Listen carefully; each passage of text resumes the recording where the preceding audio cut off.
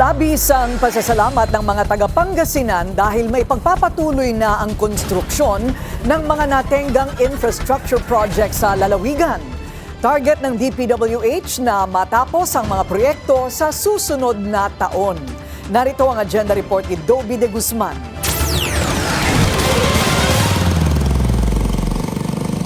Walong taon nang nakatenga ang Villasis Santo Tomas Bridge Project. Kaya ang benepisyong inaasahan ng mga motorista at mga magsasaka gaya ni Arnold na tenga rin. Kulang sa pansin, yun na. Oo, kulang sa pansin dahil hindi tinatapos. Pagdudugtungin ng 3.92 kilometers na tulay ang bayan ng Villasis at Santo Tomas. Malaking tulong sana ito para maibsan ang traffic sa MacArthur Highway.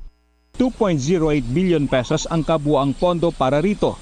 2018 nang inumpisahan ang konstruksyon pero nabigyan lang ng 1.1 billion. Dahil sa patingi-tinging pondo, hanggang ngayon ay hindi pa rin tapos. Kaya dismayado si DPWH Secretary Vince Dizon nang ito'y kanyang inspeksyonin.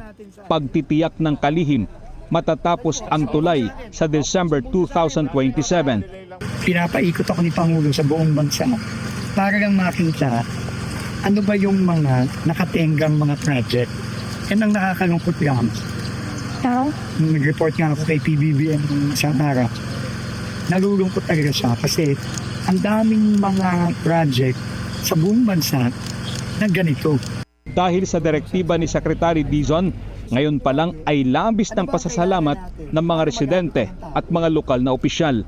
We have already talked to Benguet and Santa Fe Nueva Vizcaya. So yung mga produkto nilang gulay ibababa ng Rosales. Yung mga isda naman ng western part ng Pangasinan dadalhin sa bayan ng Rosales. So magkakaroon tayo ng barter. Alam naman natin pag may kalsada, may progreso. Ang ganda nung pagkagawa nitong bypass road na to. Ang kinis parang asfalto na eh. Dapat ganyan ang quality.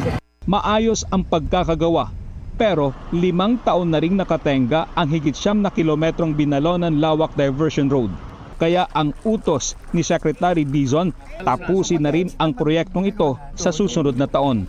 Ito kasi, coming from the diversion road in Binalonan, dikit ito sa what we call BLV, Bypass Road, Binalonan Lawak Villasis Bypass Road, na kumukonekta rin sa Urdaneta Bypass Road.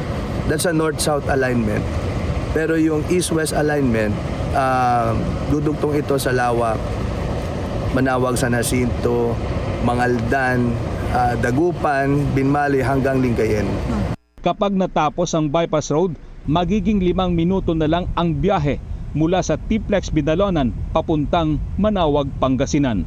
Para sa agenda, Dobby de Guzman, Billionaire News Channel, Pangasinan.